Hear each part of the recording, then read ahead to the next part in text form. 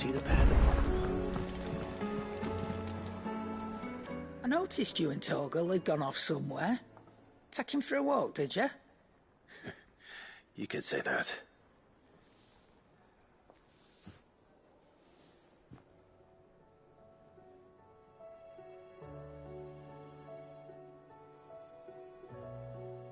So, Molly's leftovers weren't good enough, eh? That'll teach me for treating you like you're still a pup. All right, no need to shout. Now we know what you're after, I can see about getting some in. Speaking of which, I brought one for later. Can I leave it with you?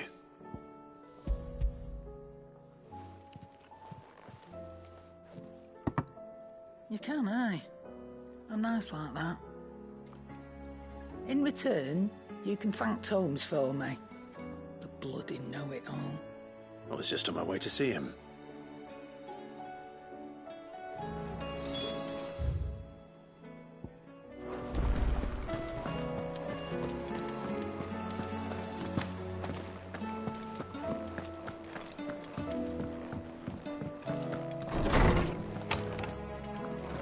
Is a storm coming, Sid?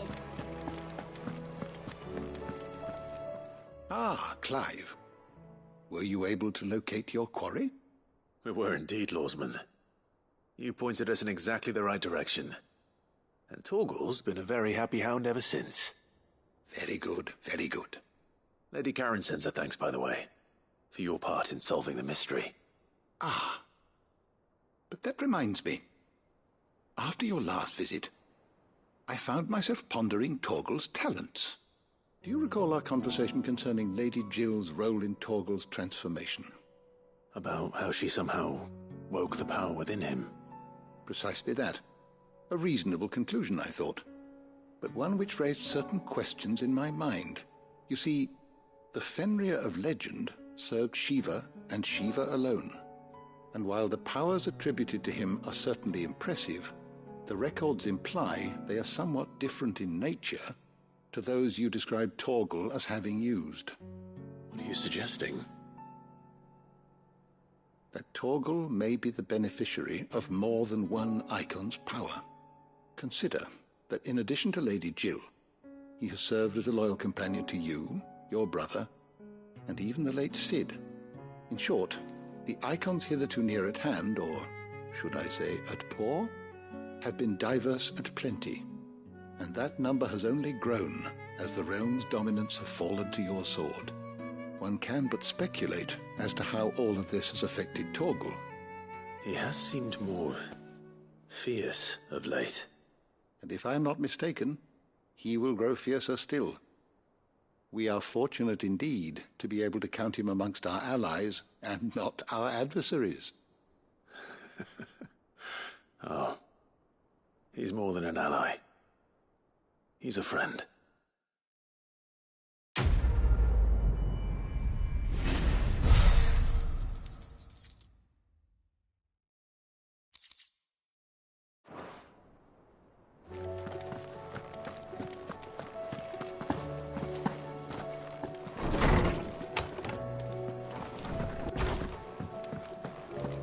Seems the hideaway has lost its...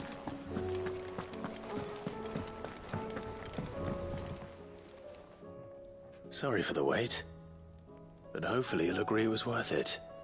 You learned something about that sword then? I did better than that.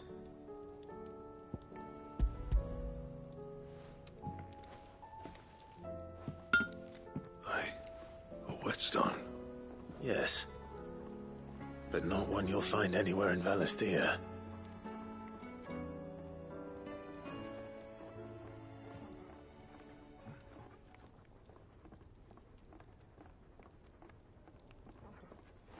No wonder I couldn't get the same finish on the grinding wheel. One hit and all done, eh? Might not be so bad if all you ever fought were duels. Good luck on the battlefield. Your second opponent would be your last, no matter how good you were. Even so, is there some way it could be used to give the curse breakers an edge? I think so, yeah. With this whetstone and the right kind of steel, I could probably even make a twin of the blade that rattled me. but there'd be no replacing this little rock once I worn it down to a sliver. I reckon we get a dozen swords from it, if that. Swords that the curse breakers wouldn't know how to wield properly, and that would see them through a single fire piece. Nah, no point trying to copy that thing. Be about as much use as a wax anvil. But finishing our blades with a whetstone this fine, now that's something to consider. And what's finer than fallen masonry, eh? Or more hard-wearing, for that matter. Just imagine it. Good Valisthian steel with an edge as sharp as any found in the Outer Isles. I won't make a copy, nah. I'll make something much better. I'm sure the curse breakers will be delighted. Just don't push yourself too hard. Don't you worry about me, sunshine. I've been working day and night since I was half your age, and I'll still be here when you're long gone. Hey, thanks, Clive. I mean it. I owe you one, August too. It's good to know someone's looking out for me. He'll be happy to hear you said that. And I'll see that my debt to you's paid. First new blade I make's got your name on it. You come and find me when you've got the materials. All right. I will.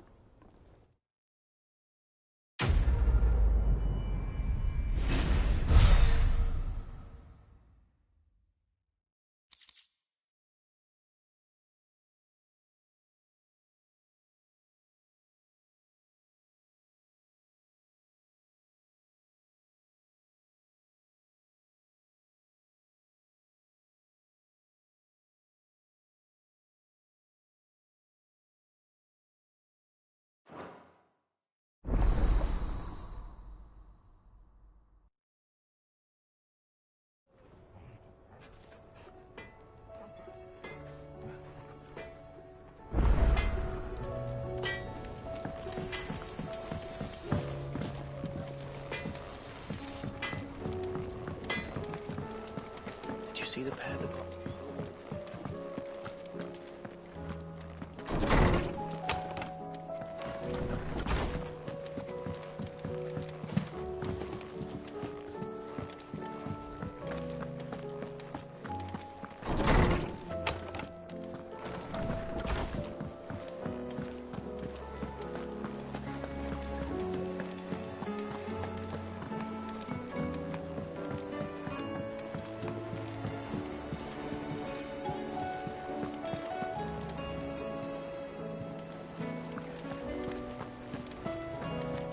Did you see that? Tell me just...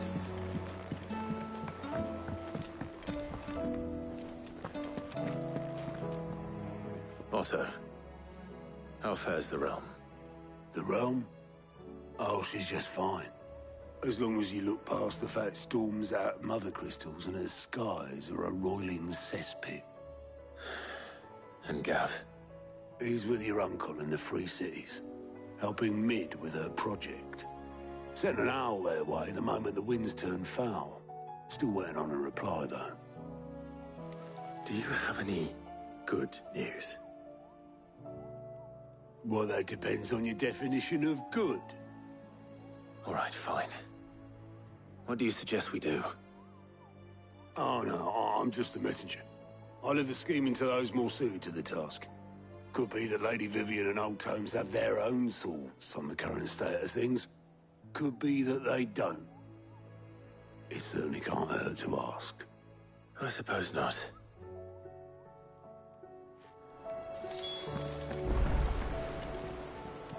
Good. Still alive, I see. So Lady Karen accepted the ruby. Ah, about that. I tried my best, but she was just too stubborn to take it. She threw it right back in my face, in fact, and told me I could stick my stupid stone where the sun don't shine. Karen refused payment. I hope it wasn't something I said. I'm sure you were as tactful as ever. Let me see what I can do. Oh, wonderful. I hope you have better luck than I did.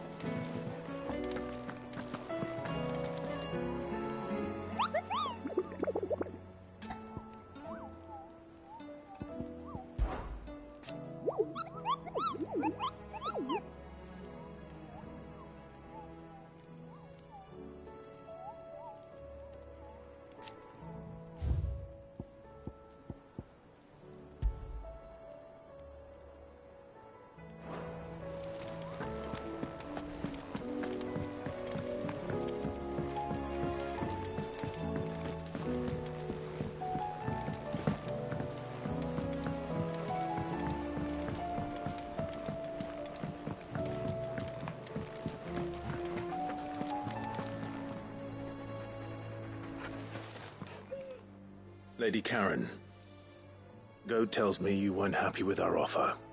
Would you prefer the debt was repaid in coin? What debt? I don't recall lending any of you lot me hard-earned gil. I may have tossed a talent or two in the Hideaway's coffers, but those were donations, and you can hardly call it charity if you go asking for it back. Of course not.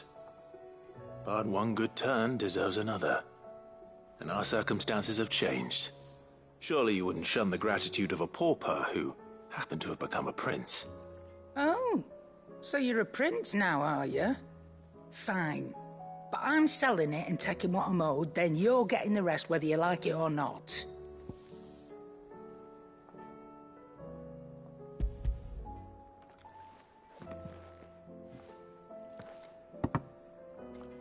Where'd you even get this? A decent trader might nab 1,000 talents for a star ruby. A canny one, meanwhile, might claim it were nicked from the belt of Sid the Outlaw himself and ask twice as much.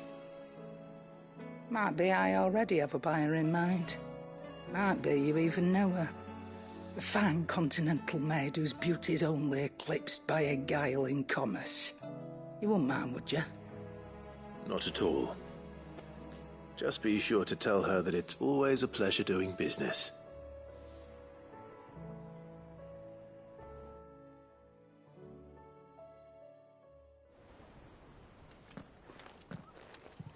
I hear you ended up delivering all 3 stones. Thanks to this lump. I sometimes wonder what I pay you for. Speaking of which, I still haven't been paid last month's wages. Oh, so you remember what's owed to you then?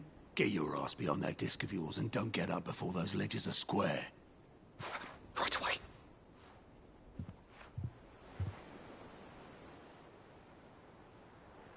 I've seen that before. You have, yeah. Plenty of times. It was the only goblet Sid ever used. Either out of habit, or because the filthy sod couldn't be bothered to find a clean one. I knew so little about him. Like most people. Martha and the Dame both seem to have fond memories of him. Huh. I bet they do. How long did you know Sid before he... Before he died. 20 summers, give or take. Back in the day, I was a purser on a trade ship, which is where I met him. He bought passage to... I forget where. But having nothing better to do on the long nights, we set up drinking island rum till the morning bell dragged me back to my duties. Quit my post not long after that. On account of making a fine maiden's belly fat. But me and Sid stayed close, promising we'd one day sail the seas again. That was before fate stepped in and said she was having none of it. The magic woke inside my son soon after his first name day, and there was no hiding his knack. Couldn't you and your family have... My family were the ones who summoned the constable, wanted the monster taken away. I couldn't turn my back on him, forget what I felt, and I couldn't for the life of me understand how they could. Luckily, Sid was of the same mind as me. It was him who stood beside me when all I wanted was to tear the whole world down. Him who cried for me when I had no tears left of my own.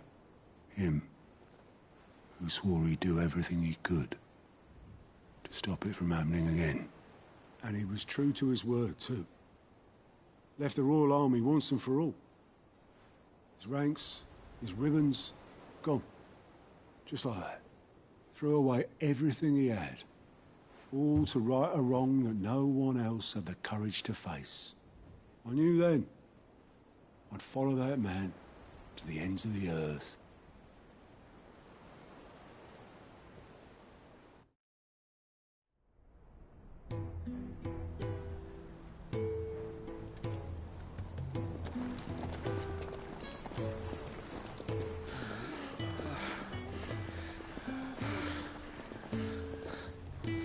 He was always too clever for his own good, was Sid.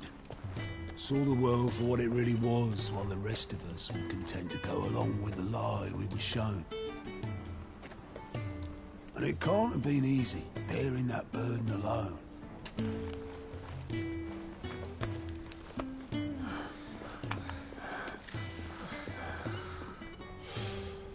But he didn't let it stop him. He never lost faith in what he believed was right.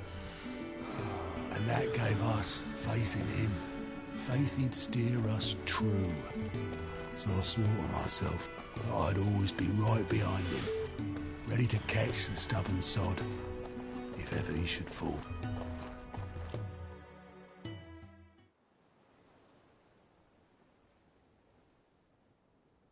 But I couldn't even do that.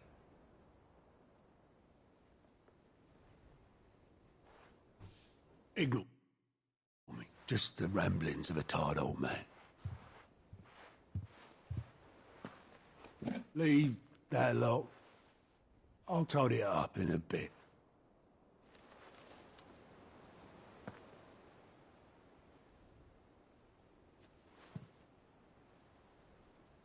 This is Sid's handwriting.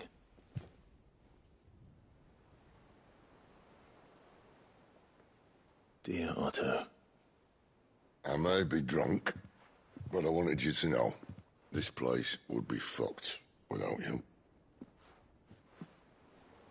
Love you, you grumpy old sod.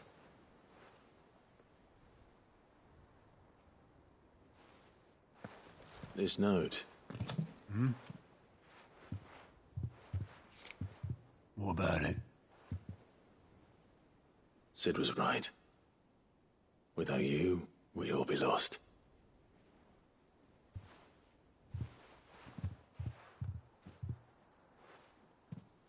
He should have bloody well said so then. Just once. Before he went. But then, why would he? Him, or anyone. I'd only have told him to piss off.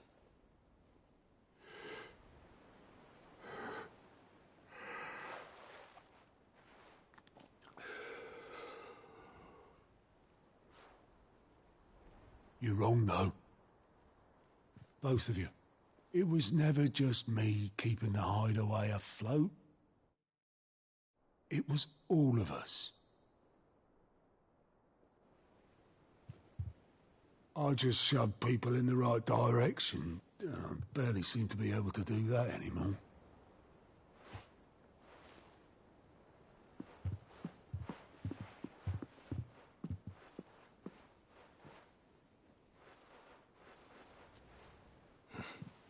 Would you rather goat were at the helm? Well, maybe I've got a few more years left in me. I'm going to hold you to that, Otto.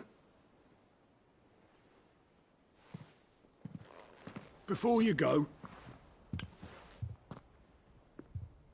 Sid would have wanted you to have this. But that's... This'll do me just fine.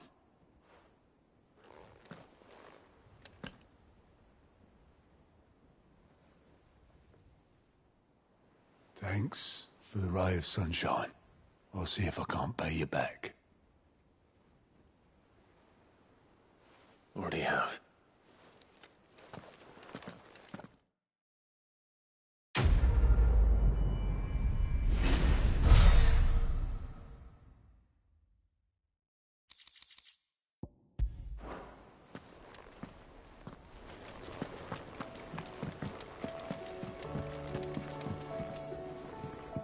How is it that every one of your little excursions presages some inexplicable catastrophe?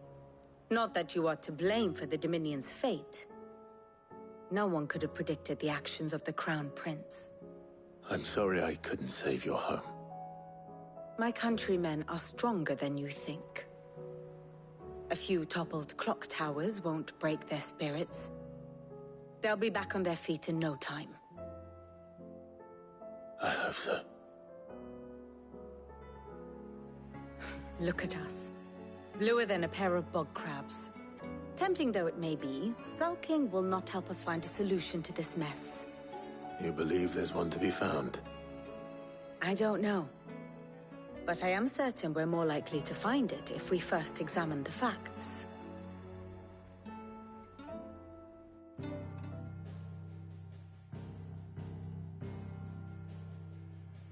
Beneath these darkened skies, fear and confusion reign over Valisthea. Oh, the lands around the fallen Mother Crystals had already begun to wilt for want of ether. But not like this. Crystals that filled wells and fueled furnaces, now nothing but pretty shards of rock. And those that hang from the people's necks cast nary a glimmer of light to keep the dark at bay. It is only a matter of time before the common folk convince themselves that the end of days is upon us. Yet I fear a swift end is more than we can hope for. While most of the world thirsts for ether, the remainder drowns in it, spawning Akashic in droves. And amidst the hordes of mindless beasts, with magics as like to fail as function, even the strongest nation would falter.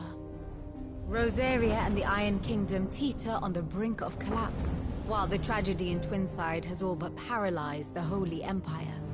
Dalmekia fares little better. Rumor has it the ministers fled the capital after the fall of Drake's Fang, leaving their beloved republic to crumble. Waloed, meanwhile, moves in earnest. The Einherjar has been sighted off Storm. The world, in short, is in chaos. It would seem our civilization was nothing but a castle of sand, to be washed away at the whim of the waves.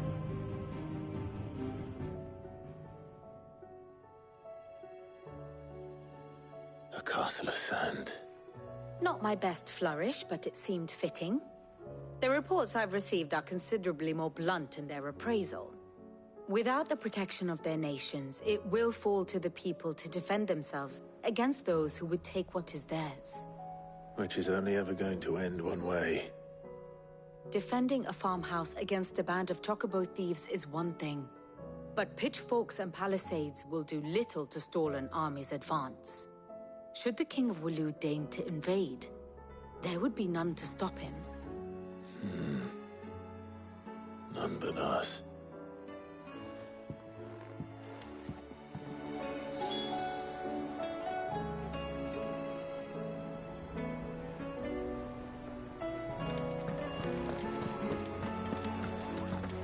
What do you make of them skies, then? There's talk of these skies driving men mad. Did you see that?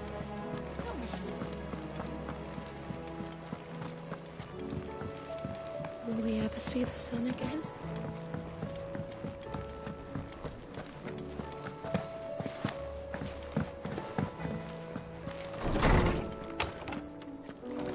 Is a storm coming soon? Let me guess. You're here about the skies. Is there anything you don't know, Lawsman? It doesn't take a court astrologer to augur the obvious. As for what has disturbed the heavens, that, I believe, is a question the Fallen might be better placed to answer than I. And on the 6th day did the gods tear the sun from the firmament, visiting darkness upon their prideful sons and daughters. But I dare say you remember your childhood lessons on the sins of Zemeckis only too well. You think they're connected? That Ultima was one of the gods responsible? Well, He has certainly exhibited powers that we mortals would associate with the divine. There is nothing divine about him. But he wouldn't be the first god of whom that could be said, now would he? Yet for all the fairy tales that tell of the sins, there is almost nothing in the way of actual historical accounts. Had I the Journal of Moss the Chronicler, I may have been able to tell you more, but alas, I fear all remaining copies have been lost to time. You will forgive me, I hope? Certainly not. Because there is nothing to forgive. Even without this journal, you've provided us ample wisdom. And we will always be grateful for it. Perhaps Otto will be more inclined to share his thoughts when he hears what the others had to say.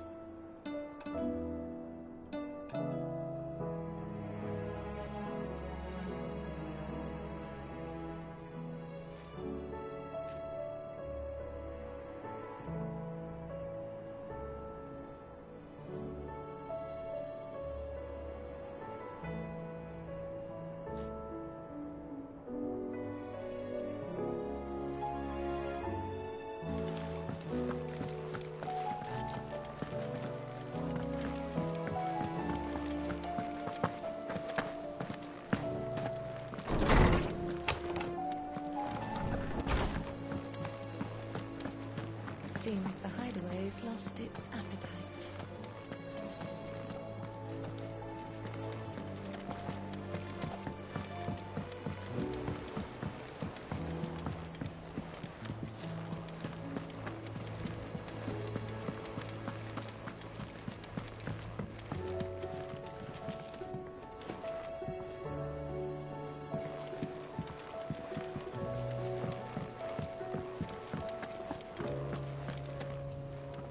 Clive, we have a problem.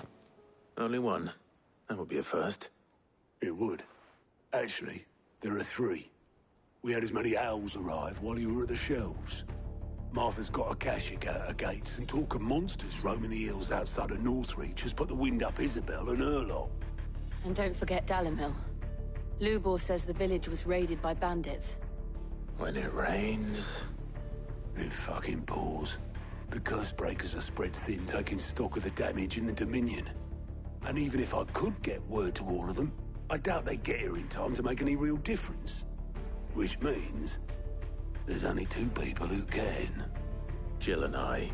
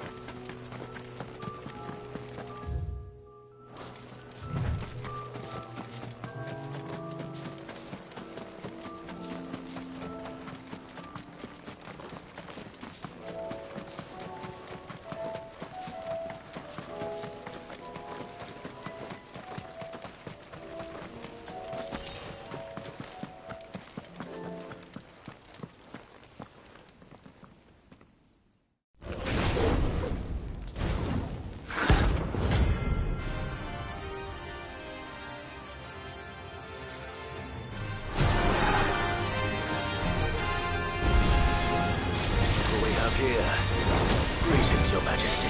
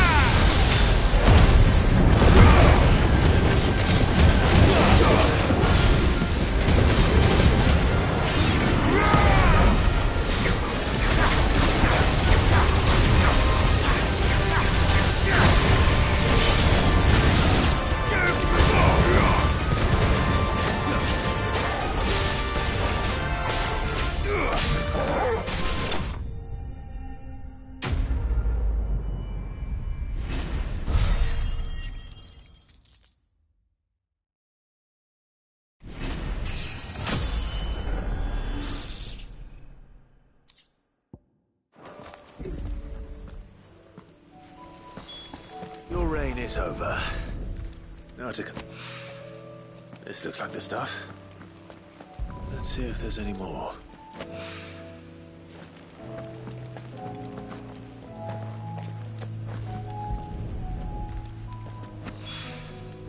That should do it.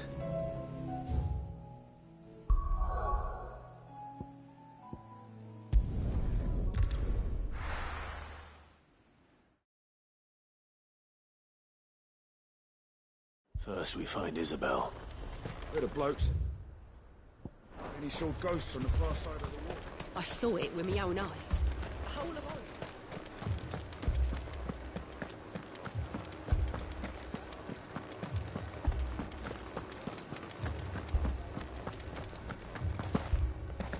I can't do it.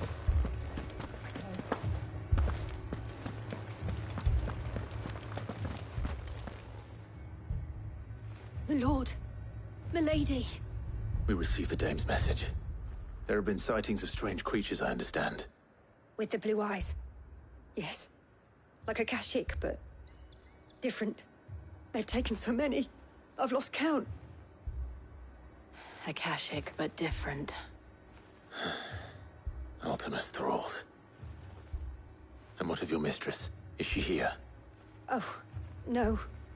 She went to the garrison to ask what they were planning on doing about all this. Then we'll look for her there.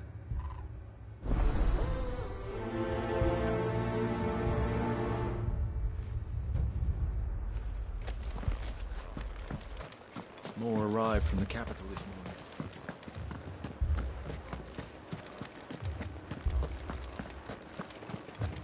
The two soldiers were carrying another.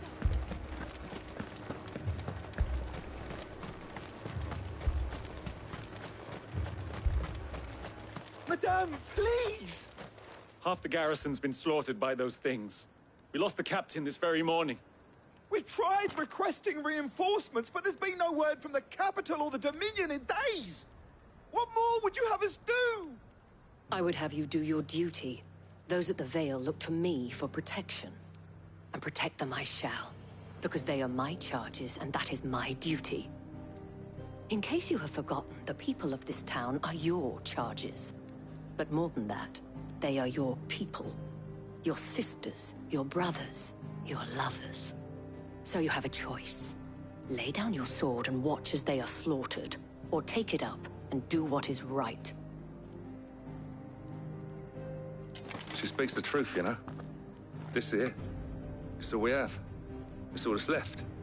What we have left is our lives! Do you really want us to lose them as well? Not if we don't have to. Look, there's a cask under the captain's bunk. Let's talk about this over a drink, eh? I'm listening. I'll have a word with him.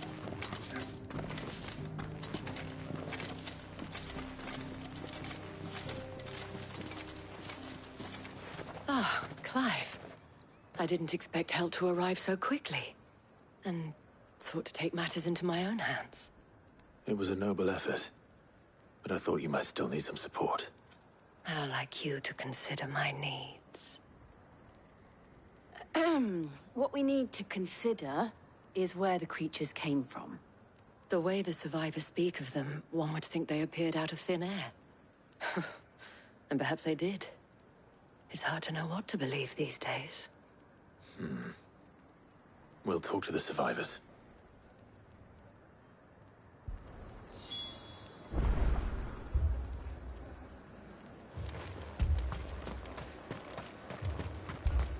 That thing...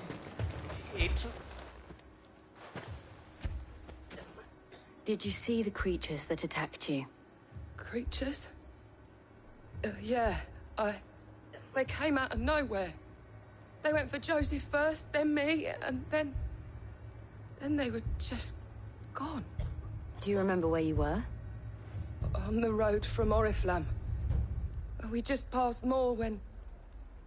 Where's my Joseph? It's all right. Just rest now.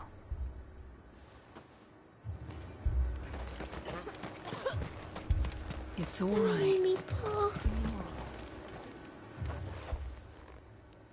You're a pikeman, yes? What happened? I've got family in Moor.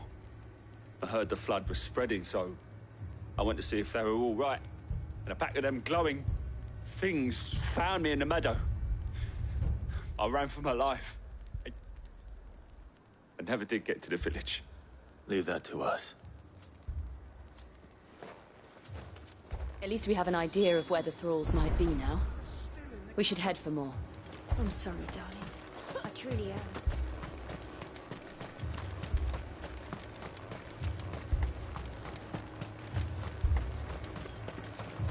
I assume you have a plan?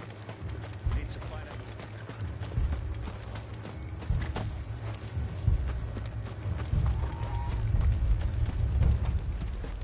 It was all they could do to escape.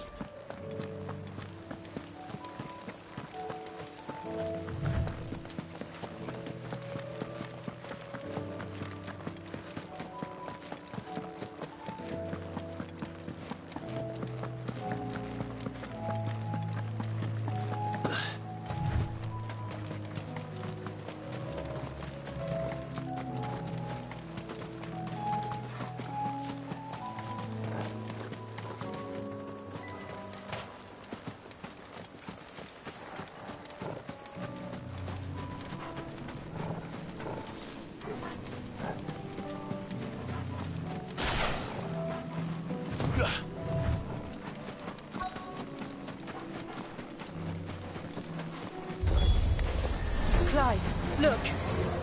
I see them. With me!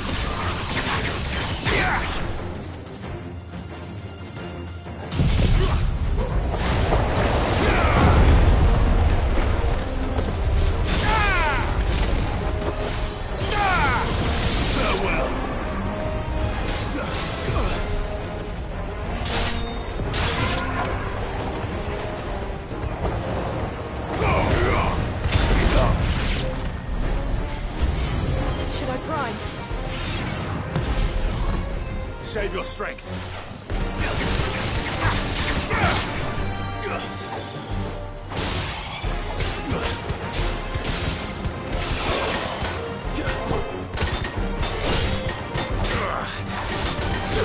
Too slow.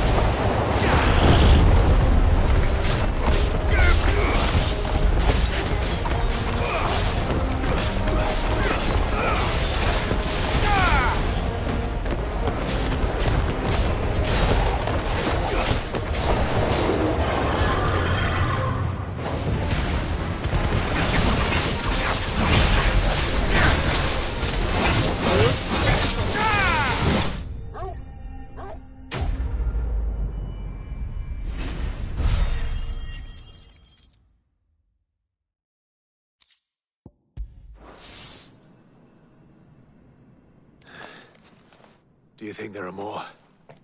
There are always more. But I'd say we've done what we can for the time being. Then we should let Isabel know.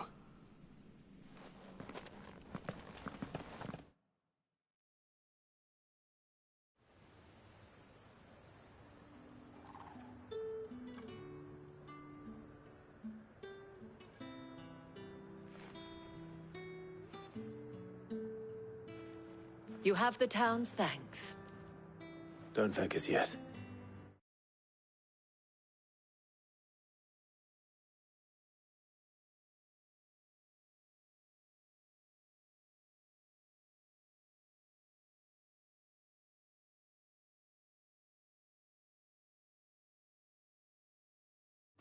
There will be more. Many more. And you'll need to be ready for them. Oh, we shall. Isn't that right, Captain? Yes, milady. The garrison will be ready. Philippe here has convinced most of the men to remain at their posts. For now, at least. Hearing that the Dane would look kindly on any man who committed himself to the task certainly didn't hurt. It's not the most selfless of motives, I'll admit. But whatever it takes, eh? Now me, I never needed convincing. I became a soldier to protect the people I love. And the people I love include the ones standing before me. Handsome and chivalrous. Now, if you don't mind, I have sentries to post. Milady.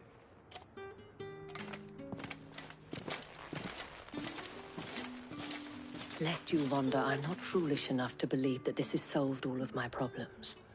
But it has solved one, and that's one fewer than I had this morning. Thank you again, Clive.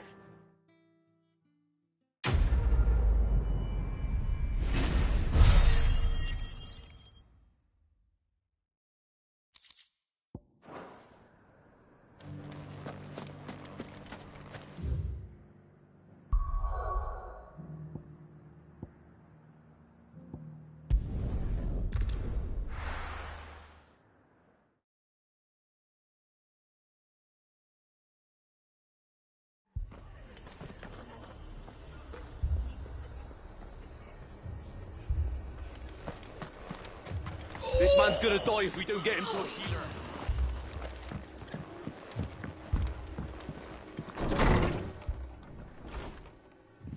Martha. It's good to see you. And you, Clive. Jill? Otto said you'd been attacked by a Kashik. What exactly happened here? Those skies are what happened.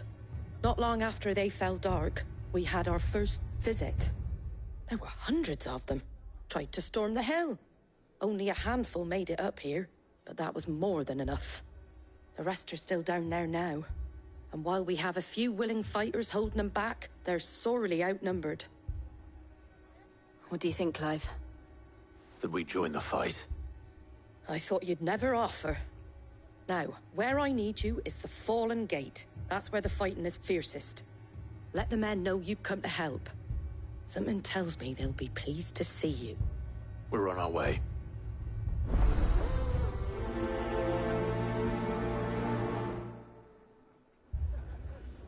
Do you think there are as many as Martha says? More.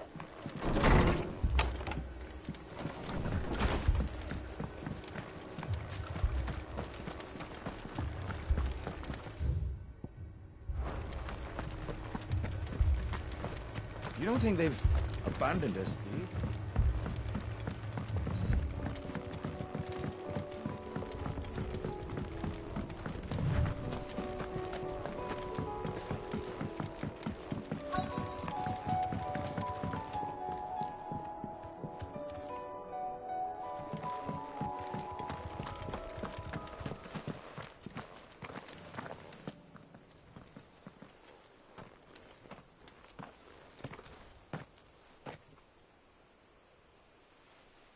Clive, wounded.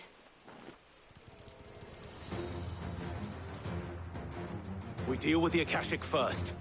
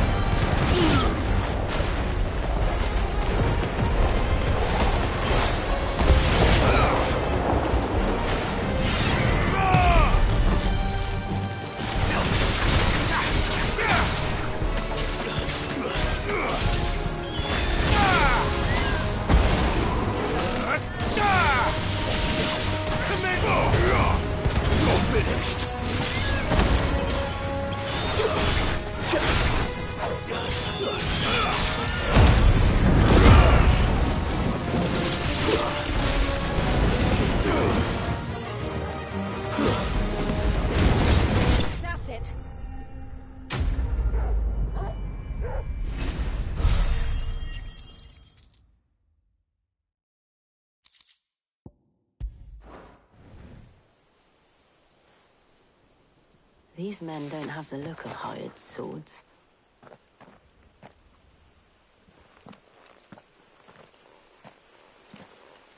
If you've come to rob this place, You are mistaken, my Lord Rosfield. We're here by Madame Martha's leave. how do you know my name? Forgive me, my lord. There wasn't time for introductions. We're with the Guardians of the Flame. Wade's men? But how did you come to be here? Where is your commander? Sir Wade left earlier with a scouting party to find out where the Akashic were coming from. Did he? Take your wounded back to the inn. Martha will see you're looked after. We'll join you anon.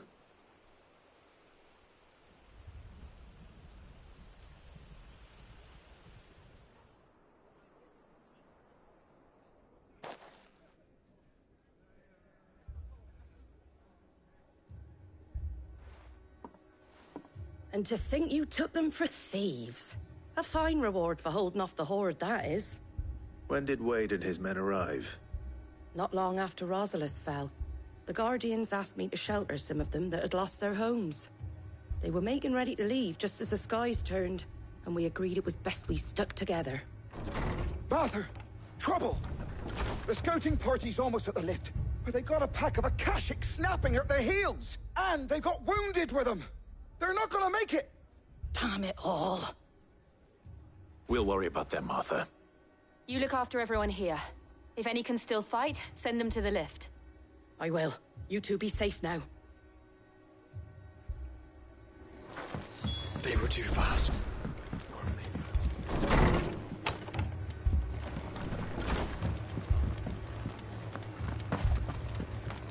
My brothers.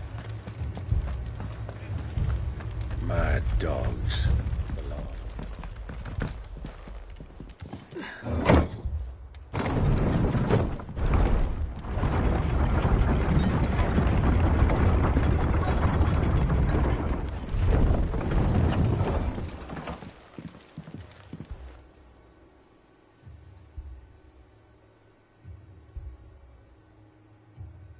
Squire, I need you to get those who can still walk up the lift to Martha's. But what about... I didn't ask, Oscar. Sir. Sir Wade. Lord Rosfield. If you aren't a sight for sore eyes. Martha seemed to think you might need some help. And by the looks of it... We thought we could sneak by them. But we didn't know there would be so many. How could we have? Behind you!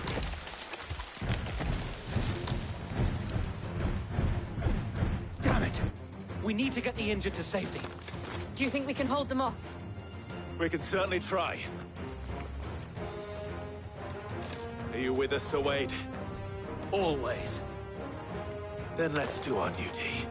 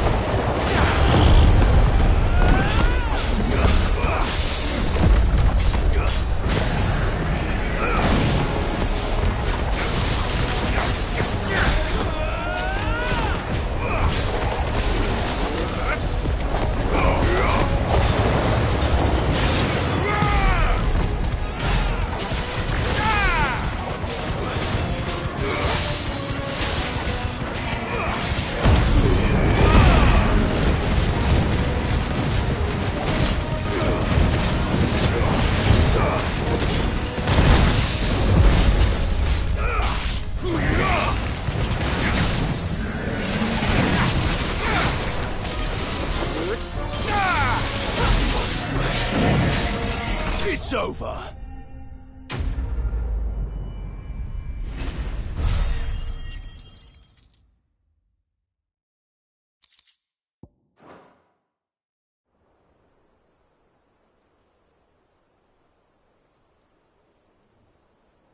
Is anyone hurt? I don't think so.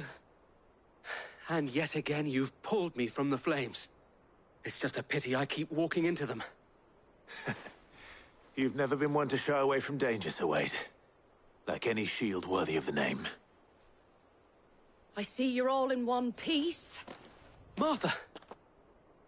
Is something wrong? The lookout saw smoke coming from down Eastpool way. Too thick to be a hearth. A second horde.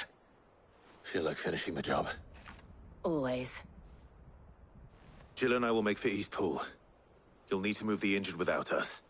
Don't you worry about them. The moment my men are safe, I'll follow. Good luck.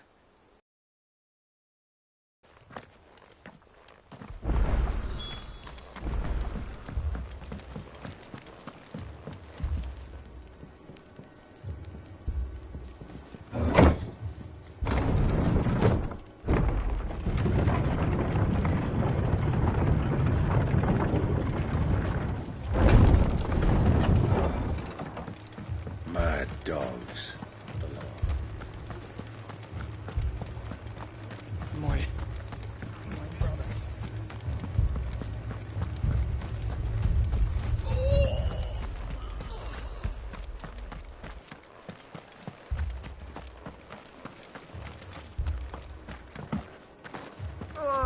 Just patch me up as quick as...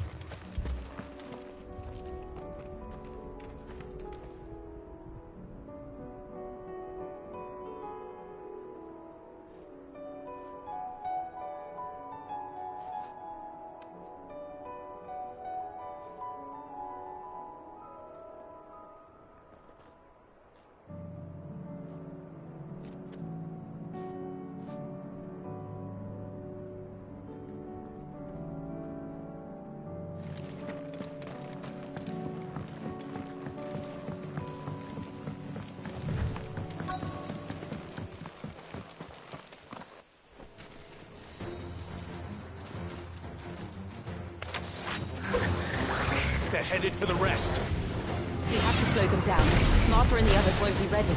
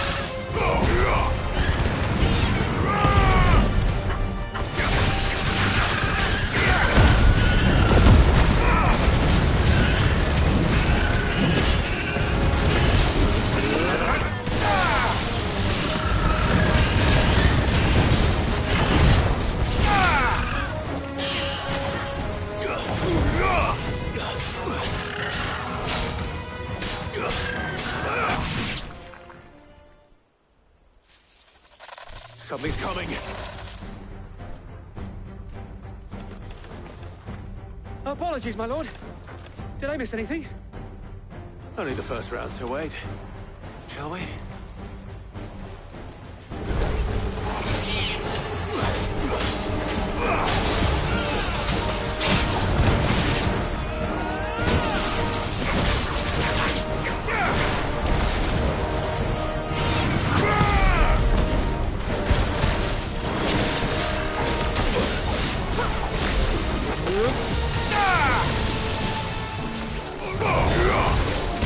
Answer is mine, my lord.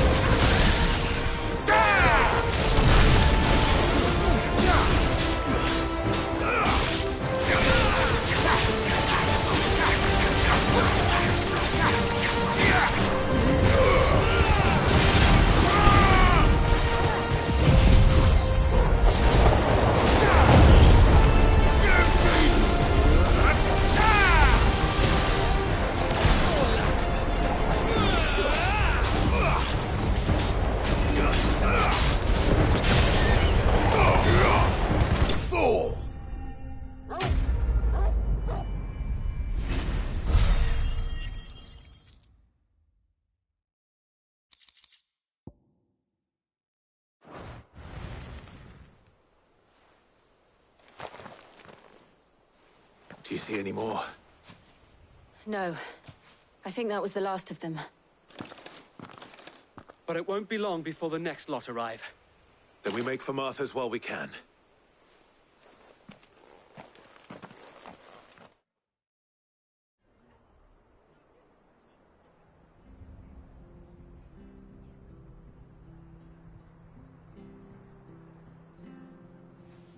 What did you find out there?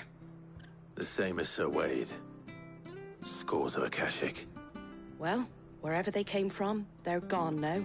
Our lookouts say the lowlands are clear. Hopefully we'll have enough time to lick our wounds. How many of your men were injured? A damn sight less than if you hadn't turned up. Thank you. It was a hard-fought victory. But as long as the skies remain dark, I fear the Akashic's numbers are only going to rise. It's not a matter of if the Horde will be back, but when. And whether that's sooner or later, we'll need to be ready. The inn here affords a good view of the land, and is easily defendable. I'd like to make this one of our outposts. What do you say, Martha? You'd have more men to guard the rest. Well, when you put it like that, of course they can stay.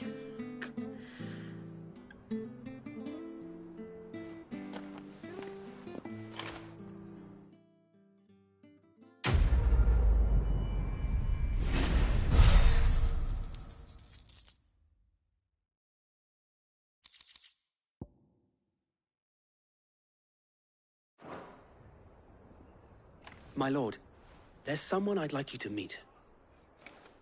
Oscar, over here.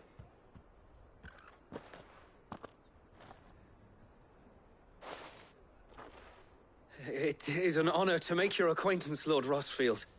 I am Oscar. Oscar of House Murdoch. Murdoch? I wasn't aware the Lord Commander had children. Oh, he didn't. But his brother, my father, did. I am Sir Rodney's nephew. Well, go on, then. It's not for me to ask him. Yes, Sir Wade.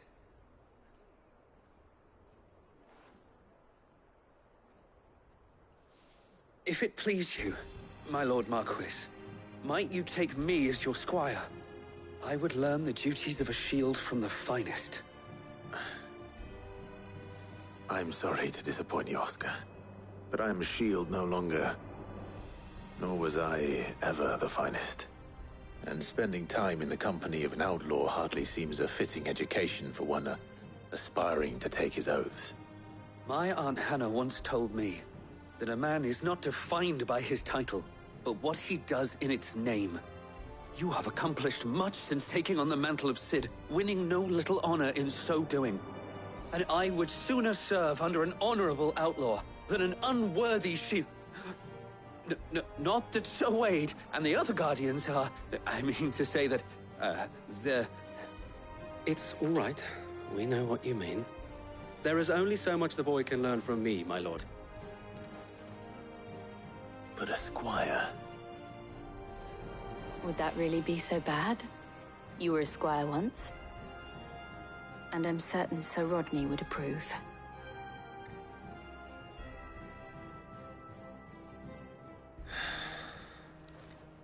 Know that I'll show you as much leniency as your uncle showed me. I would not have it any other way.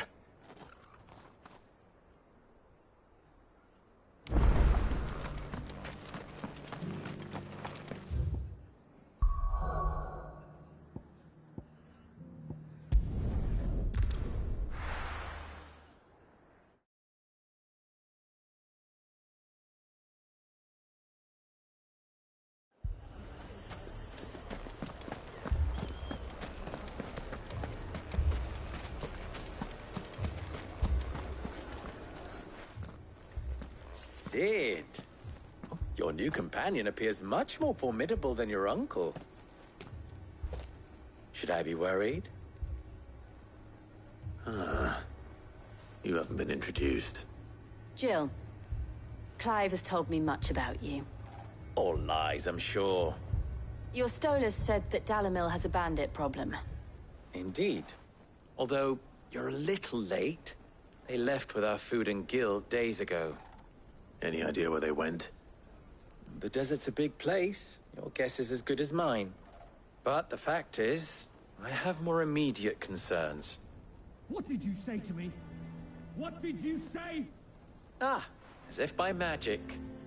Let's just say we've yet to reach a consensus about how to solve Dalimil's little problem. And at this rate, it won't be the actions of the bandits which prove to be our undoing. It will be our own. I've tried reasoning with the dissenting parties, but even the Desert Hare has limits. Perhaps we could talk to them. What makes you think they'll listen to us? What makes you think they won't? She makes a fair point, Sid. And you won't have wasted much of your precious time if you fail. They're just across the courtyard.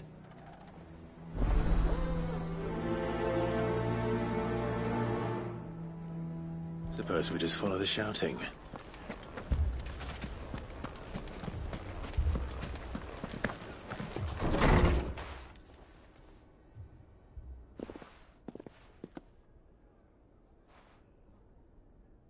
You wouldn't talk like that if it had been your men whose throats were slit.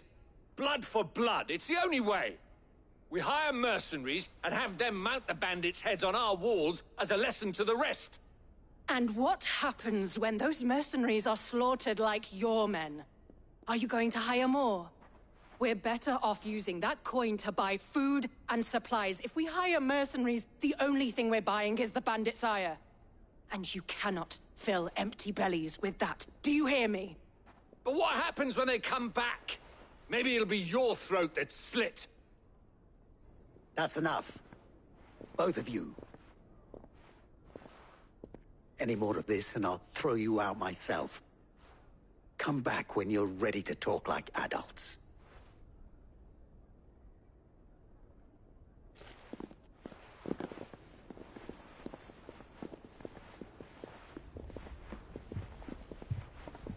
Victor. What's he doing here?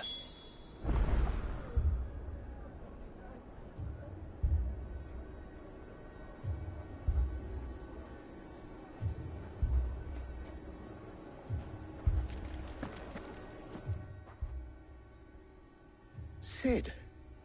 And Lady Jill. What brings you here? I was about to ask you the same thing. Costness is in chaos, and the markets have all but ceased to operate. The Briar's Kiss here in Dalimil is the only place I can reliably obtain supplies. I was here to do just that when Master Lubor told me of his troubles. He thought I might be able to talk some sense into these fools. But if you're here, I suppose his patience must be waning. Who are those people? Those were the thorns in Lubor's side. And the reason this place might be headed the same way as Costness. It's these accursed skies. The darkness is enough to drive a man to madness. Or an entire city, for that matter. We're still working on the skies. But in the meantime, perhaps we can find a solution to Dalimil's problems. I hope so. For all our sakes.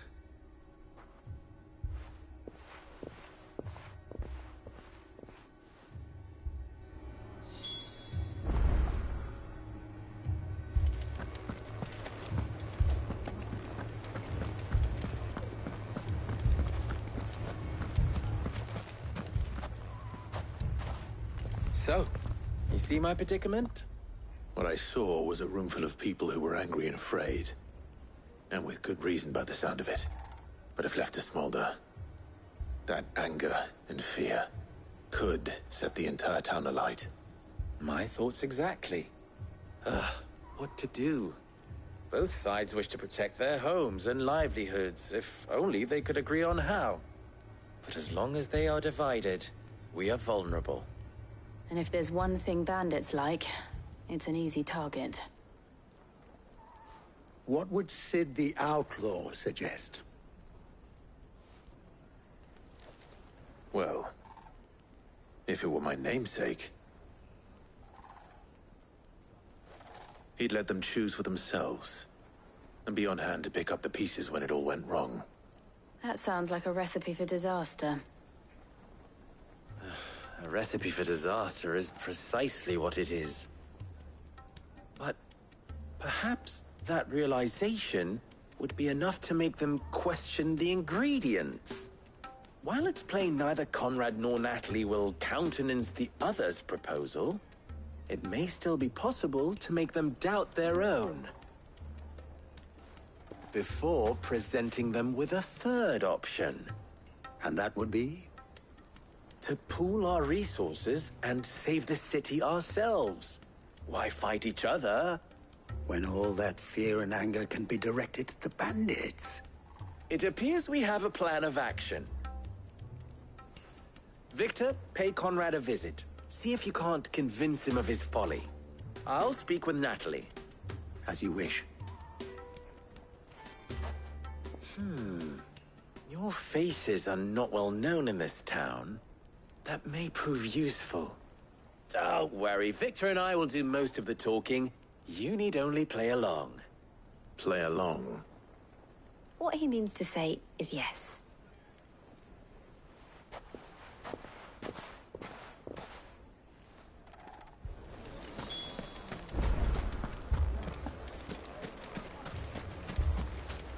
Picture it, Conrad.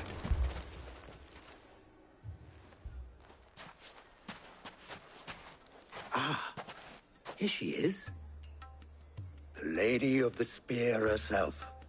Conrad, may I introduce you to Jane, commander of the Red Wings, the oldest mercenary guild in the Free Cities. A pleasure, my lady. The pleasure is all mine. As I told you, I summoned the commander here from Canver to inquire about a contract. Victor says you told him no. That there aren't any men left to hire. Is that true? True as the crystals cracked. Nobles came and claimed every last one worth his salt. And not just from us Red Wings.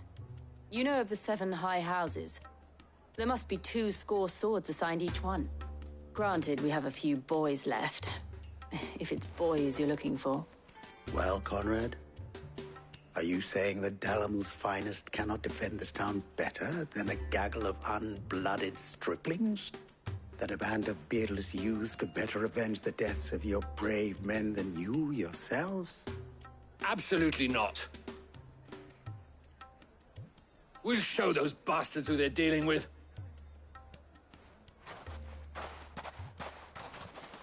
I can't believe that actually worked. Conrad's not what you called the brightest candle in the crypt. And there's a reason why I had you do the talking and not Sid. Well played, my lady.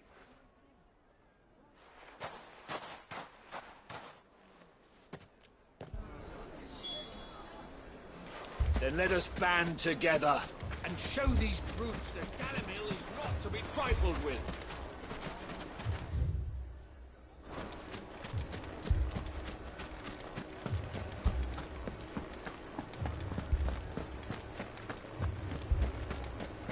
My shop. Why would I? If I had my pickaxe, I would... I mean, it may still be possible to buy some. Ah, here he is now. Natalie, allow me to introduce Lord Underhill of Randalar's prestigious League of Merchants.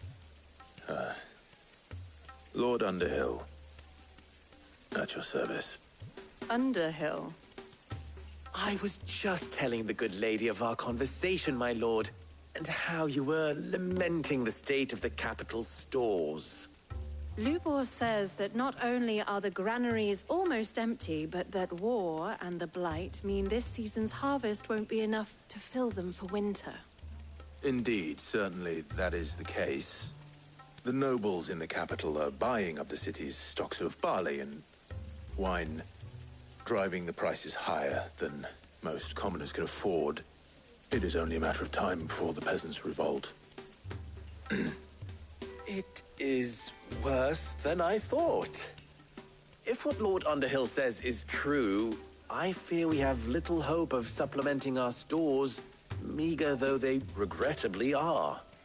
And while I applaud your endeavors to dissuade our more bellicose citizens from seeking vengeance, I sense Conrad is not wrong in his assessment of the bandits' likely return.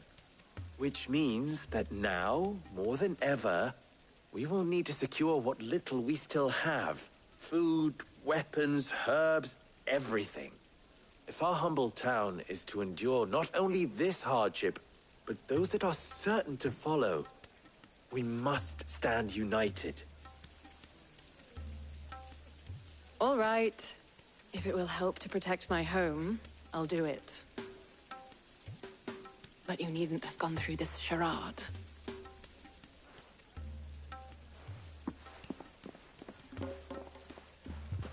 Thank you, Clive. Your performance was nothing if not workmanlike. She saw right through it. I didn't say it was good, merely that it produced the desired effect. Now, my scouts should be returning shortly. Meet me back at the Briar's Kiss, and we shall see what we face.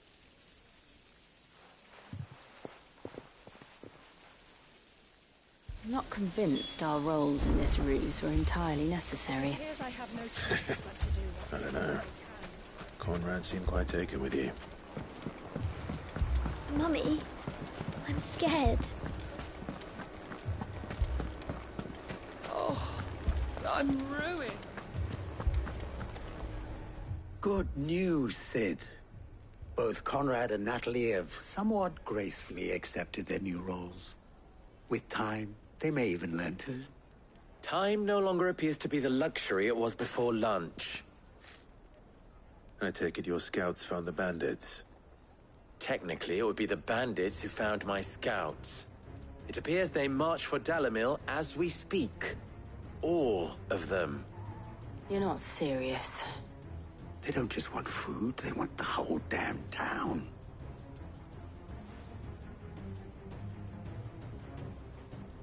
I have a favor to ask.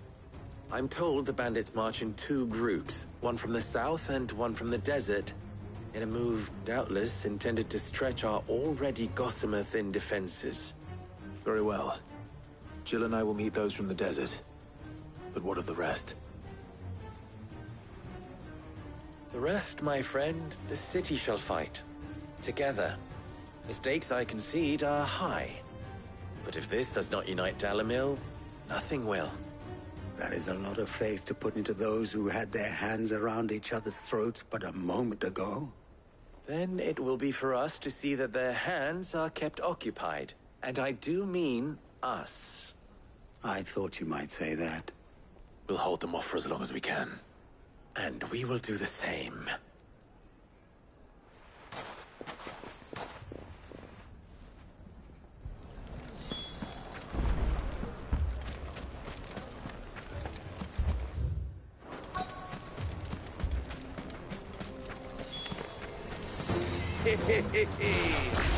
The women market come to I'll take that one. It's all yours. Farewell.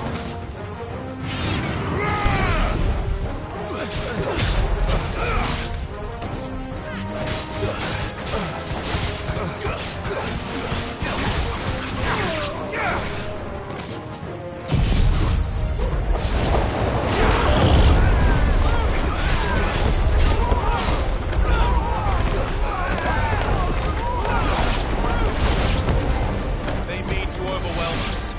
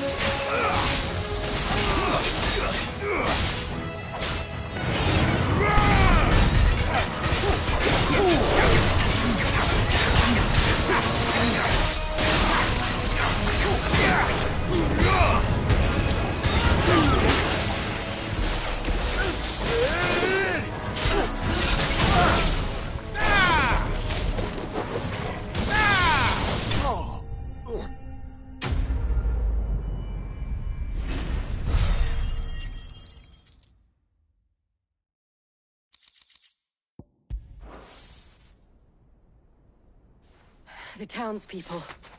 Could they have held out? I don't hear any fighting. What do you think? That we should hurry.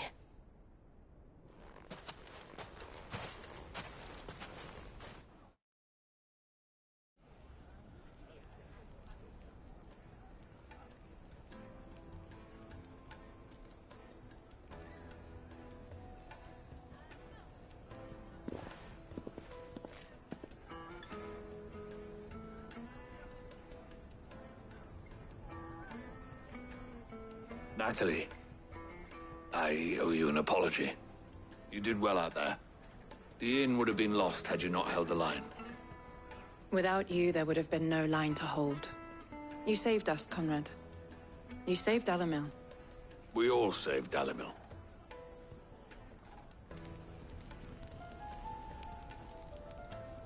Conrad seems to have had a change of heart. I'd say they both have. I take it from your presence that our visitors from the desert won't be joining us either. Pity. The plan worked, Sid. Granted, it only took an army of bloodthirsty bandits at our gate. Calm now, Victor. Why quibble over the details? We are united, and that is all that matters. As for you, Sid, you fight considerably better than you act. I'll take that as a compliment.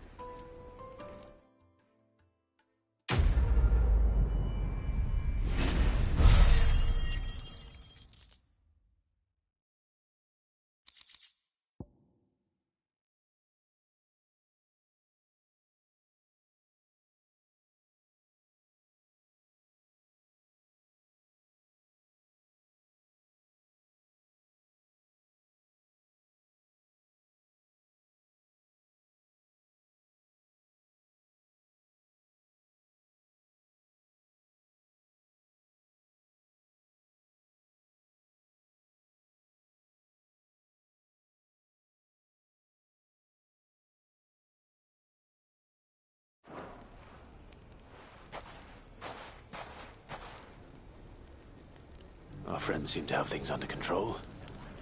For now, at least. Let's go and put Otto's mind at rest.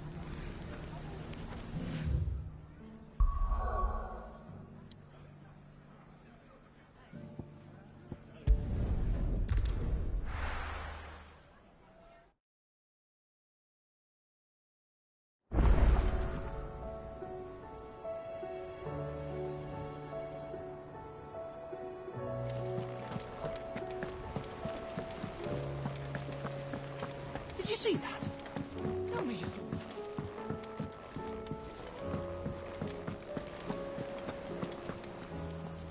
Was wondering when you turn up.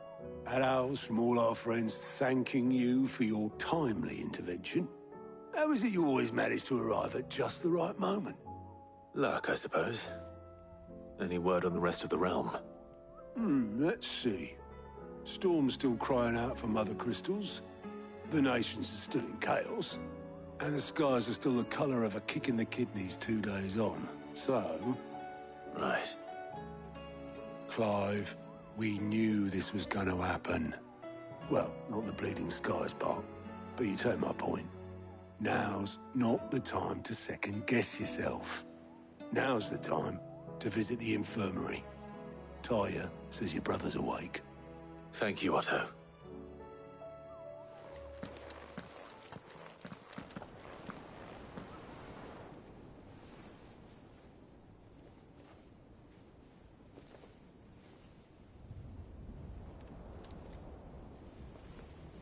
So it was not Sylvester, but Olivier who served as Ultima's puppet. And when Dion learned of this, he sought to slay the fiend.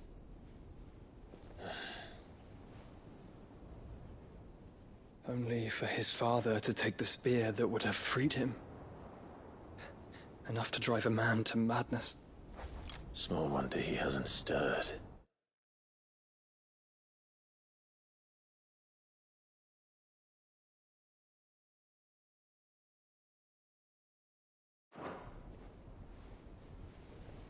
I would be afraid to wake. Had I but reached out to him sooner, warned him of the threat Ultima posed. But now, both an empire and her prince lie broken. Joshua, what do you know of Ultima?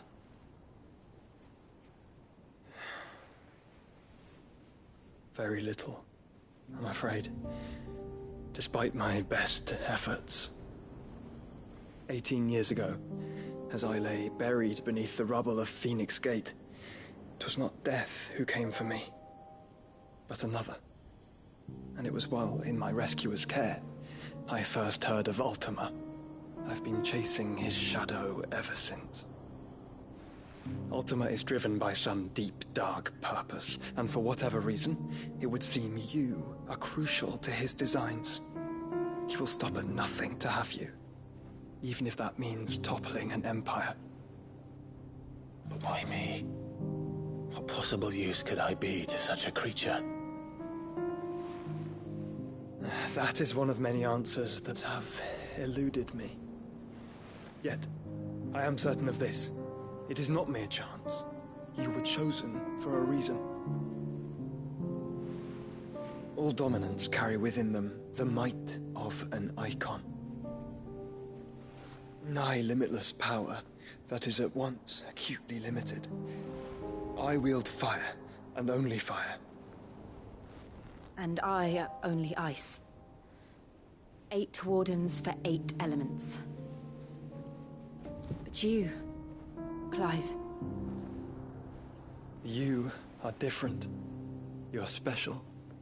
Your abilities begin with the flames of Ifrit. But they do not end there. The fact Ifrit can even exist goes against everything we thought we knew of dominance. Perhaps Ultima has been waiting for one such as you, whose potential is truly limitless. I've encountered that thing several times now. If it or he, as you say, needs me, why hasn't he claimed me as he did the boy? Were I to hazard a guess, I'd say the two of you are somehow incompatible. His mind not properly attuned to your body. His mind? Mind, awareness, spirit, call it what you wish. But I believe Ultima to be an embodiment of the concept. This is why I struggle and fail to contain him here inside me. I'm sorry. Inside you? With every setting sun, I feel my strength wane. And though the Phoenix's flames mend the prison I have made for Ultima, they do so at a cost. We must find a means to bring an end to him before I meet my own. What were you thinking? It was that or let him take Clive. And I've always had a soft spot for my brother. But that doesn't mean you should sacrifice yourself to save me.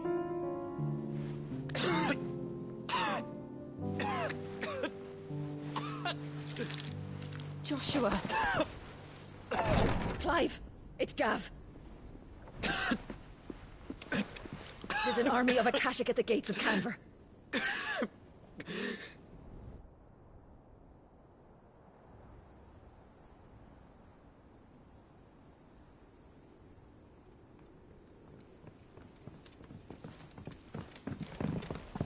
Well, what's the short of it? It's all Tyre told you. The capital of the Free Cities is under siege by an army of monstrosities. The City Guard are doing their best to stem the tide, but numbers ain't on their side. What of Lord Byron and Mid? Were they able to escape? No, but they're all right for now.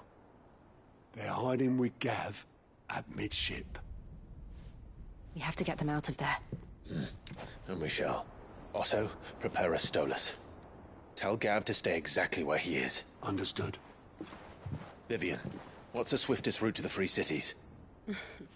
That sounds like a question for the map. Look here. This road, through Tabor, should provide the least trouble. Good. What a coincidence. Tabor is exactly where I'm bound. Joshua, bed is where you should be bound. You don't think I told him the exact same thing? Were Tyre not such a talented healer, I would surely have been inclined to agree. But, thanks to her ministrations, I feel I may safely rejoin my attendant, who was to wait for me in Tabor if we became separated. All right, we travel together. Clive. If he stays close to me, he'll be fine. Thank you, brother. I'll look after him.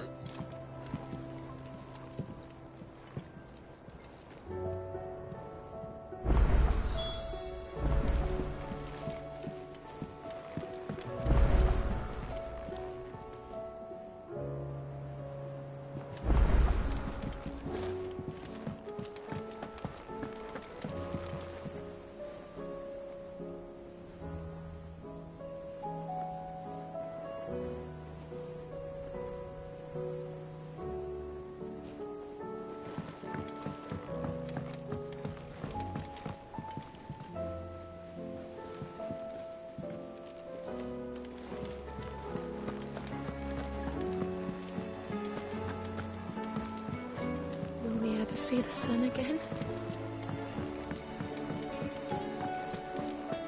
Seems the hideaway's Blasted book! Here, you put me in this situation, Clive. You can bloody well get me out of it. I need a hand with a recipe. Are you sure it's me you're looking for? I'm not much of a cook. I'm all the cook will be needing, thank you very much. What I want from you is a little of your time, all right? Oh, and perhaps your sword. You remember Ivan's stew, right?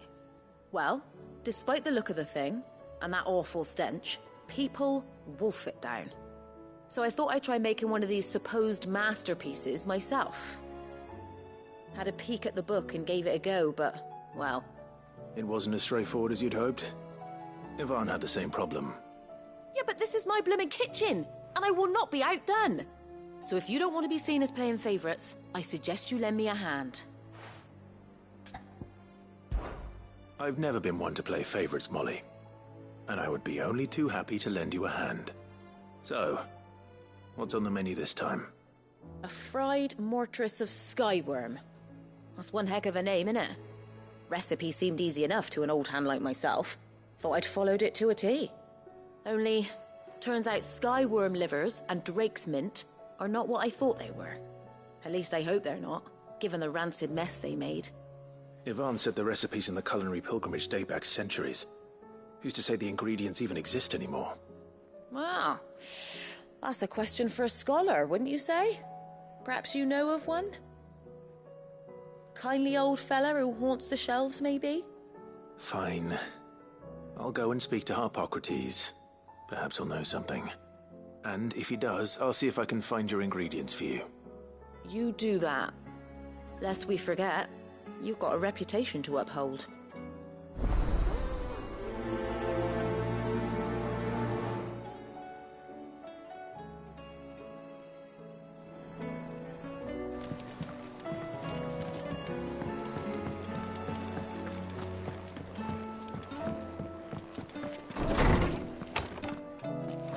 Is a storm coming, Sid? Will there be... Sid, perhaps you can help me solve a mystery. I can certainly try. Who's gone missing this time? It's not who, but what. Mid's scales, the ones she made for her workshop. I borrowed them to teach the little ones about weight, and shortly after the lesson, well, they vanished. My first thought was that they'd taken them off somewhere to play, but when I asked, they swore they had nothing to do with their having disappeared. Which almost certainly means they had everything to do with it. Perhaps a visit from Sid will jog their memories. I think it just might. Thank you. I don't like to imagine that my pupils would lie to me. But if they have, I'll have no choice but to discipline them accordingly. They were in the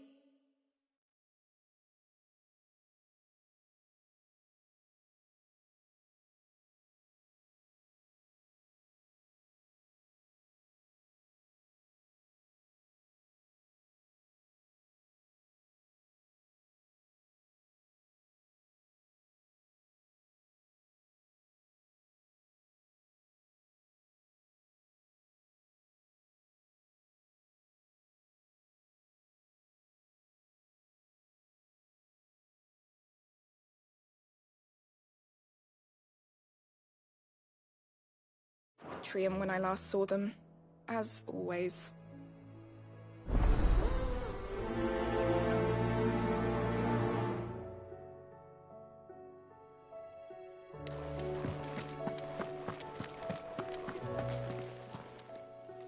Lawsman Harpocrates. I've come to pick your brain if you don't mind. It's about the book you lent Ivan. Ah, Valisthea, A Culinary Pilgrimage, a classic. One of my favorites, in fact. The young man did a wonderful job with the Chance's stew. I do hope we shall be able to sample more such marvels in due course. That's actually why I'm here. I don't suppose you know where I might find skyworm livers and drake's mint. Ah, so the fabled Sandbrequois delicacy is next on the menu. Delightful. The descriptions of fried mortress never failed to make my mouth water. Now, skyworm is a somewhat antiquated name for the wyvern, their ground livers being the paste from which the mortress is made. Dragon livers. How very Sandbrequois. One would have thought the disciples of Bahamut would have a touch more reverence for their icon's brethren, but apparently not. I believe the specific dragon the recipe demands is the blueback wyvern, said to be the very color of the sea beside which it resides.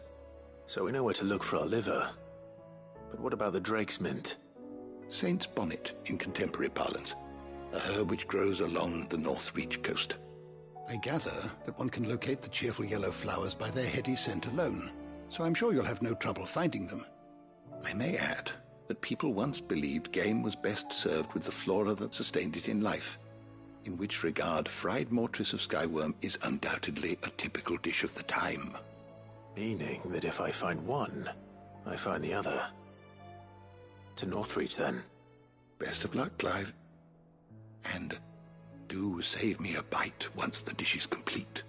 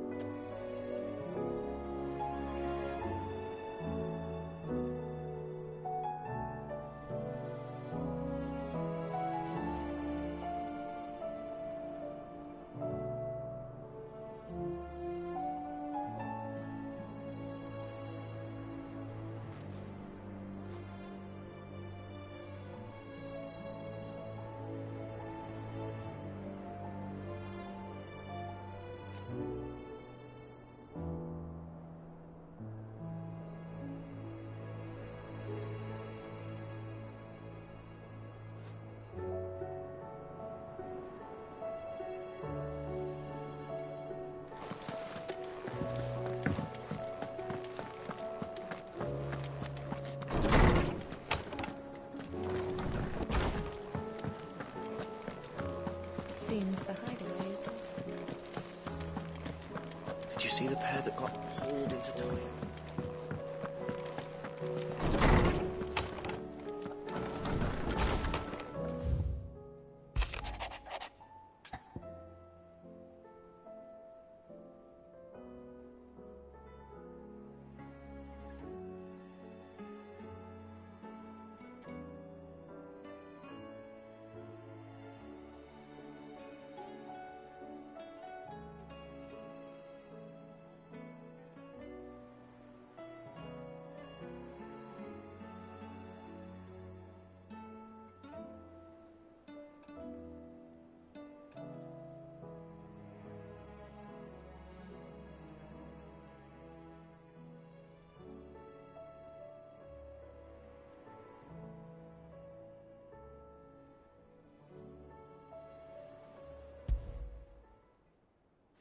Rutherford.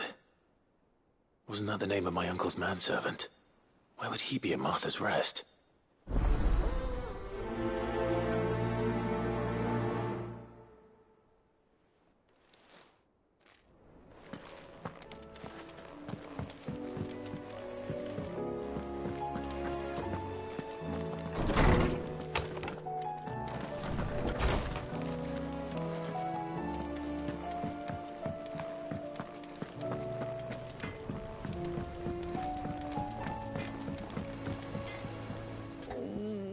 What am I gonna do?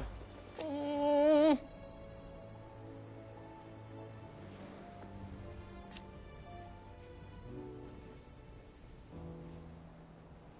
But no more.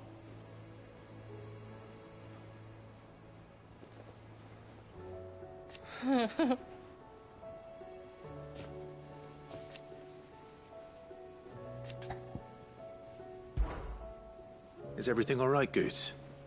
You seem more discomposed than usual. Oh, I don't know what that means, but I'm in a bit of a muddle. Oh, I think Nan might be in trouble, and she's... It's all right. You can tell me.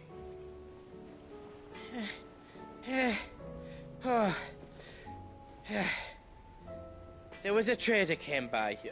One of our usuals, like... Said he'd heard some rotten rumours about her down Dalimil Way. Folk are saying she's been selling to bandits and cutthroats and that. I mean, she's fond of a chance to make a coin or two, aye, but she'd never do business with baddies. Especially not the kind who go hurting people who haven't done out. I wanted to ask her about it myself, but I'm scared she'll give us a tongue lashing. She'd never give your tongue a lashing, though, would she? Don't worry. I'll speak to her. Oh, thanks, Clive. You'll let me know what she says, won't you? Of course. I'm sure it's all just a misunderstanding.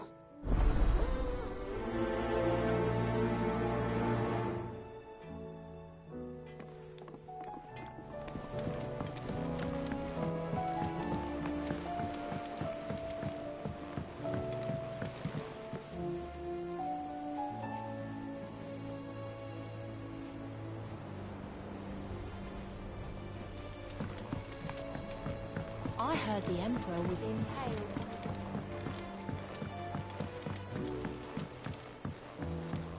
We're all gonna die! You hear me? What do you reckon we should do? I say we should...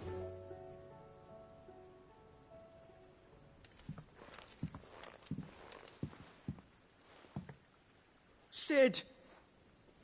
Hard at your studies, I see. And what is that? It's not a set of scales, is it? No. Of course it isn't. Well, not anymore, it's not. Oh! And just how long hasn't it been one? We're sorry. But we didn't break them. We dismembered them. Just like Miss Mididol showed us. Miss Mididol? And why would she have you dismembering her creations? Because that's the only way to become a ninja-neer. Miss Mididol said, the best way to see how something works is to take it apart and put it back together again. Well then, your work is already half done. Carry on. About that. The taking apart was easy enough, but it's the putting back we can't work out. Speak for yourself. The heavy thing goes at the bottom. Then...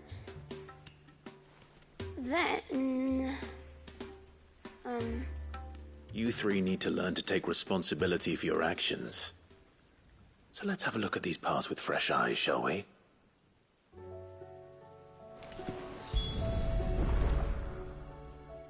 All right.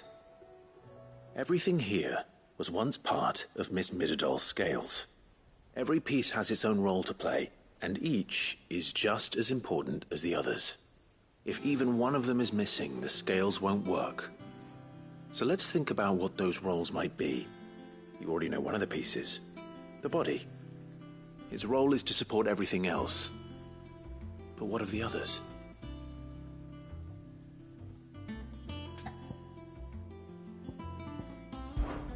This is called the arm. Why do you suppose that is? It doesn't look much like an arm. You're right. It looks more like a wing. Like a chocobo wing! You've ridden a chocobo before, haven't you, Sid? Will you teach me to ride one day? I'll think about it. Now, what do arms do? Hold things. So wait, maybe this arm holds things too? Good thinking. You're on the right track.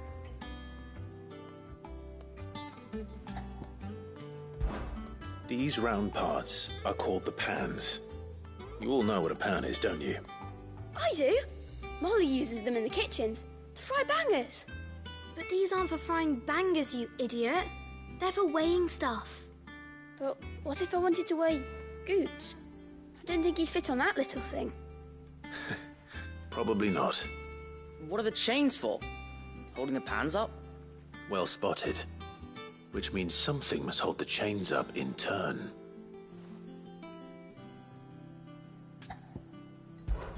This tiny piece is what's called a cogwheel, or gear. Have you ever seen one before? I have. Miss Minidole's dungeon is full of them. Most are on the floor. She puts them in all her inventions. They spin round and round and round and round and... That's right. They're very useful when you want to make things move. Do you remember if there was anything on the scales that moved? I remember the arm moved when I tried weighing an apple. And then somebody ate it. Not my fault. You shouldn't have tried weighing it before lunch. You know what part's supposed to move and how it's supposed to move. So, let's put the pieces together first, see what doesn't move, and then stick the cogwheel to that. Not a bad idea. You see? It's not so difficult. So, now that we've taken stock of the parts and learned what they do, what do you think? I think we've got it. Then here's what we'll do. You tell me what goes where, and I'll put the scales together. Well, obviously you need to start with the body. All the other pieces fit onto it, don't they? And the arms go on the body, just like real arms. Or wings, if you're a chocobo. And then the arms hold the pans by the chains. Very good. Let's see if that works. Ah, all finished.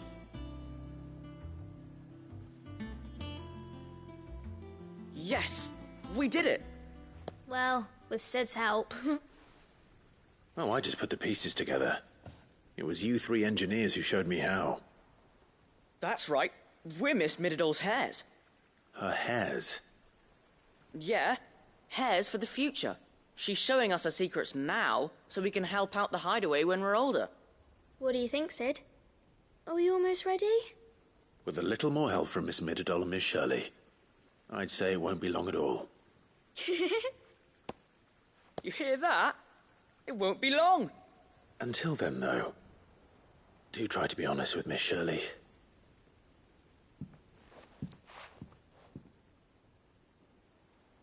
Hey, look! We never used the cogwheel. You don't think Sid forgot about it, do you?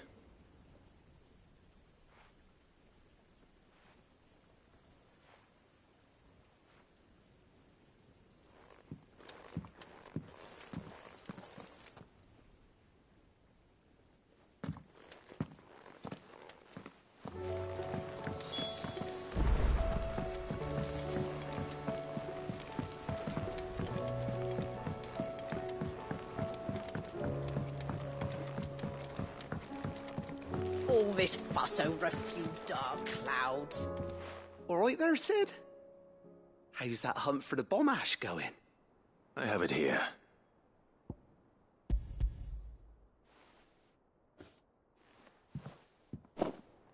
That's the stuff. And plenty of it, too. Enough to keep the Olympic bubbling away for a good old while. You're a gent, Sid. Let nothing say otherwise. Right then. Let's get this contraption up and running.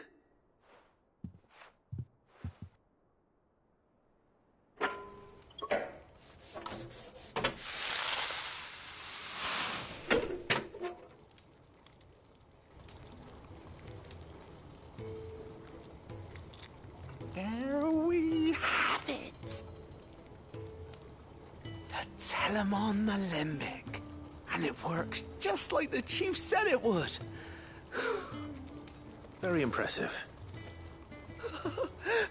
Says the man who cut down a burning boulder. Speaking of which, I still haven't returned the favor. There's no need. The good it will do for the hideaway is reward enough. Don't be silly. Why don't you let me take a look at that bag of yours? The one you keep your potions in. Reckon I could work some magic on that. What kind of magic? Well, we happen to have isolated a substance in our test run of the Olympic that I reckon will make even the toughest lever supple as anything. Thought we might use it to breathe new life into old boots and the like. Save the hideaway a few gil. But I reckon if we slap a bit on your bag, it'll loosen it up enough for you to squeeze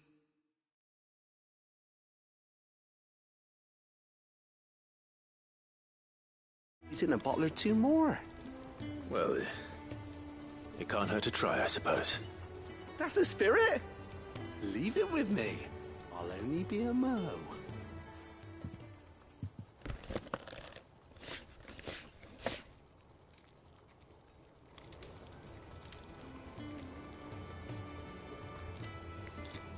Well, what do you reckon? It certainly feels more flexible. Right? Told you. Thank you.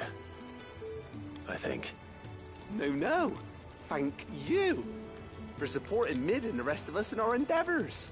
Without you, we'd never have been able to discover wonders like that stuff I rubbed on your bag. And I'm telling you, there's plenty more where that came from.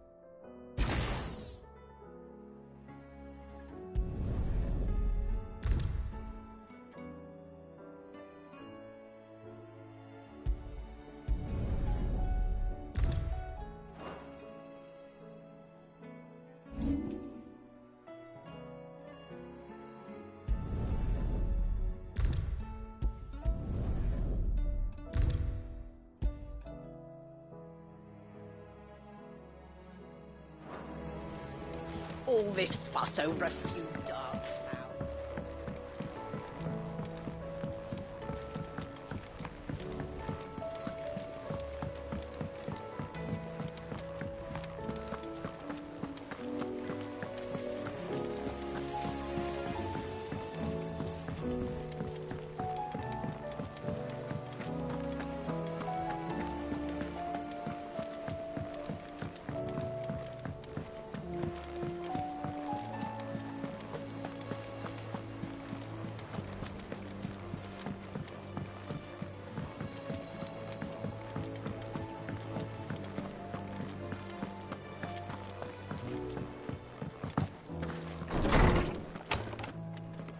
Is a storm coming, Sid?